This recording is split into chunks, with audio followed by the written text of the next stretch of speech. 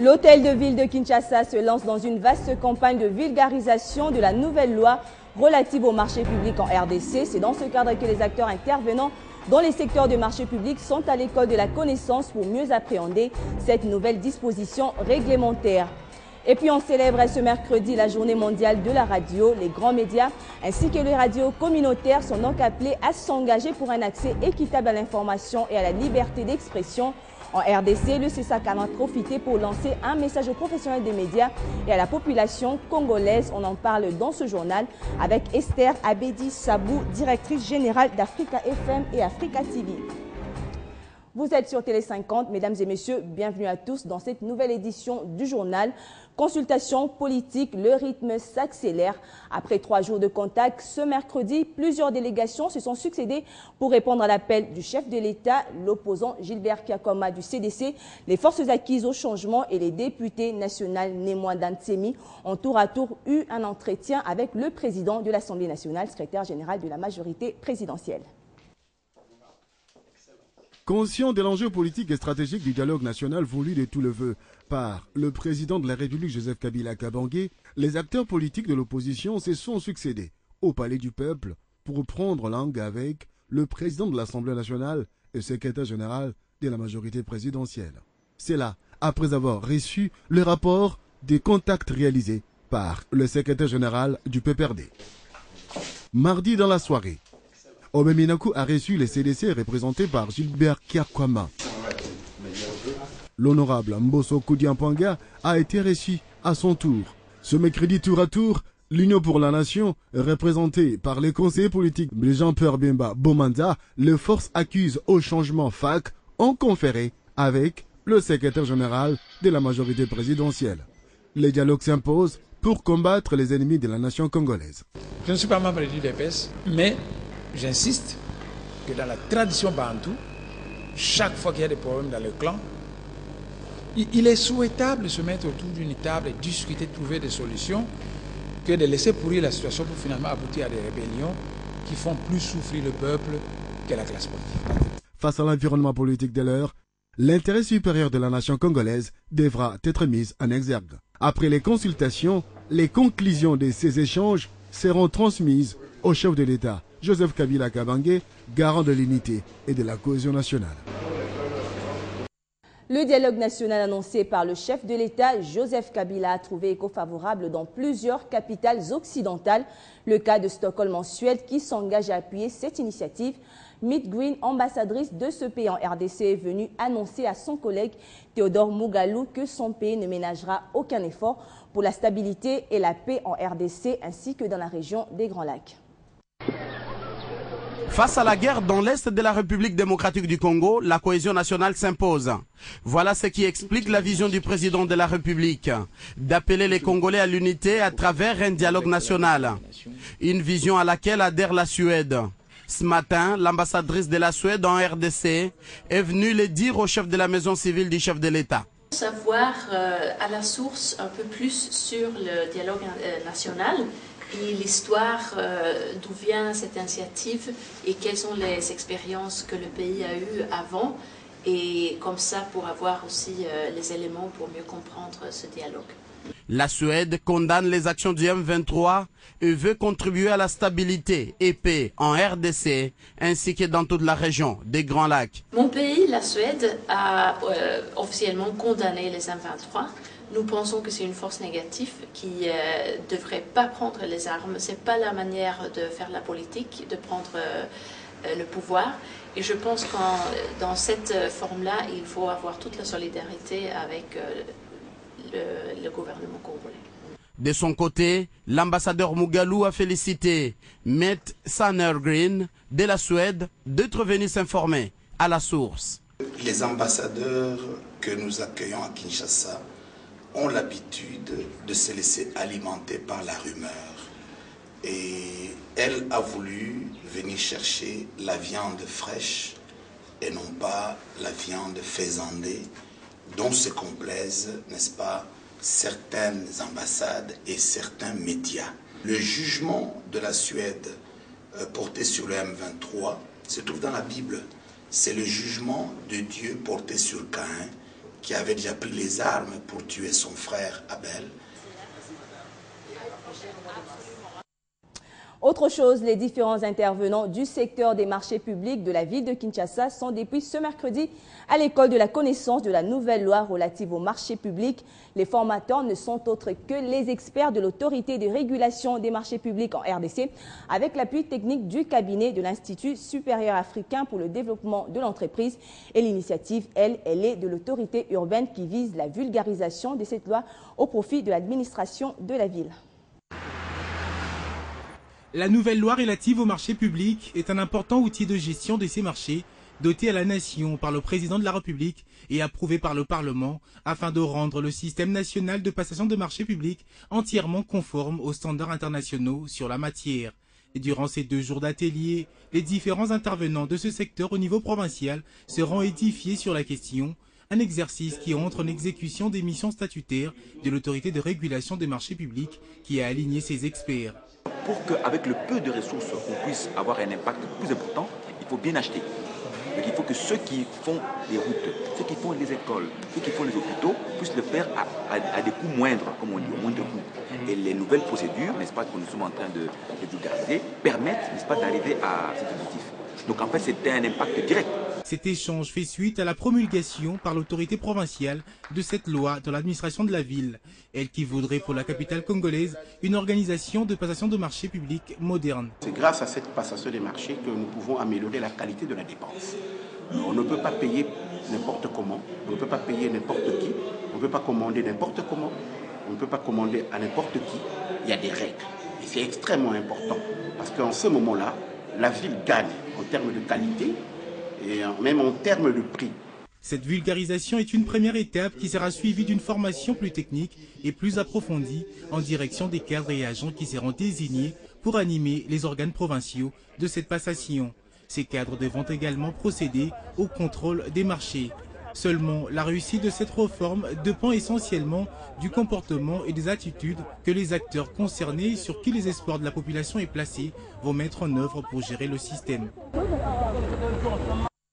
La République du Congo est le pays qui fait actuellement la promotion et la vulgarisation des acquis de la Charte africaine de la fonction publique, chaque charte qui offre plusieurs avantages dont la lutte contre la corruption.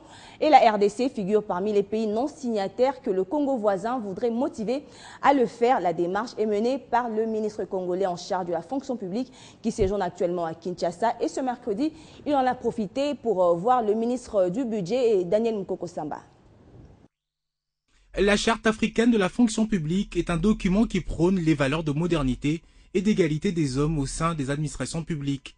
Conduit par son homologue de la RDC, Jean-Claude Kibala, ici, auprès du numéro 2 du gouvernement congolais, le ministre brazzavillois a expliqué les acquis de cette charte dans l'objectif de demander aux autorités du pays d'apposer la signature sur cette loi. La résolution est déjà prise. Le ministre de la fonction publique ici présent est en passe d'aller signer cette charte et puis la ramener ici pour une ratification. Toutes les autorités politiques de la RDC sont en ordre, disons, de bataille pour que cette charte soit signée et ratifiée.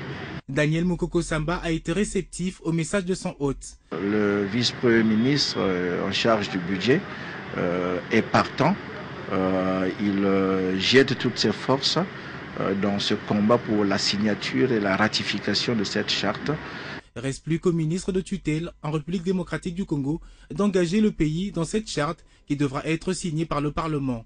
La charte africaine de la fonction publique a été mise en route par la conférence des ministres africains de tutelle. Elle offre également des contrats de performance, de services adéquats et met les administrations publiques près du citoyen. La radio est à l'honneur ce mercredi 13 février, une journée pour rendre hommage à la radio en tant que moyen de communication. Instaurée depuis 2012 par l'UNESCO, cette journée vise à améliorer la collaboration entre les diffuseurs et à encourager aussi bien les grands médias que les radios communautaires à s'engager pour l'accès à l'information et à la liberté d'expression. En RDC, le Conseil supérieur de l'audiovisuel et de la communication, qui se réjouit de l'institutionnalisation de cette journée, a adressé un message aux professionnels des médias ainsi qu'à toute la population congolaise. Province du Moyen de communication à faible coût, argent et autres effets aux habitants de ces contrées.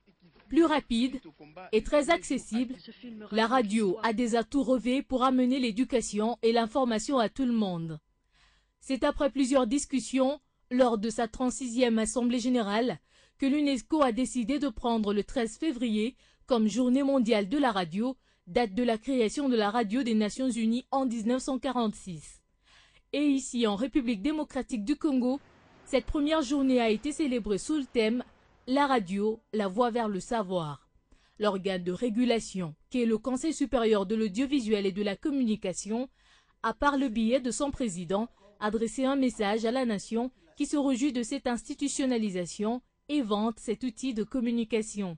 Nous venons de saluer à travers cette adresse tous les acteurs des médias qui œuvrent dans ce secteur et sous des conditions diverses dans notre pays.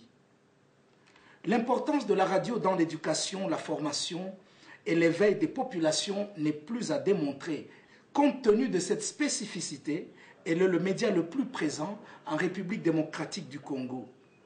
Le président du Conseil supérieur de l'audiovisuel et de la communication a néanmoins exprimé son inquiétude sur la création de ces radios en RDC qui paralysent l'objectif assigné.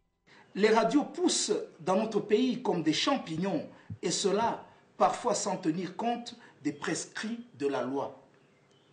Cette situation est d'autant plus grave que même l'État, à travers les institutions et ministères compétents, a du mal à contrôler ce secteur, étant donné que la plupart des promoteurs sont parfois des politiciens ayant tendance à utiliser les médias qu'ils créent pour leur propagande sans respect des règles déontologiques.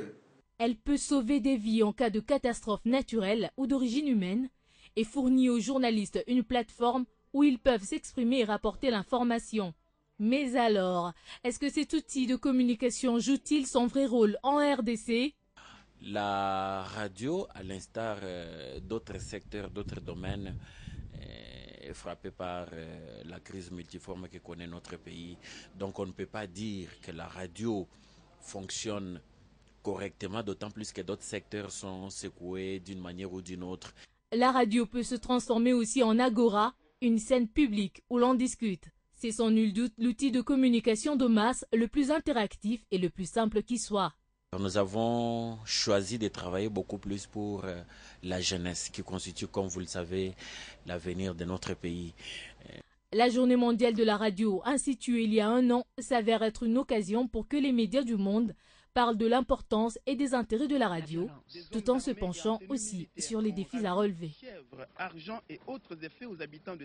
Nous vous l'annoncions au sommaire de ce journal. Une invitée dans ce journal, Esther Abedi Sabou, directrice générale d'Africa FM et Africa TV. Bienvenue. Merci Gloria. Alors la radio, une voie vers le savoir, c'est le thème retenu pour cette année. Alors pensez-vous que la radio aujourd'hui dans notre pays dispose encore des programmes à vocation pédagogique au-delà des informations et divertissements qu'elle nous offre ?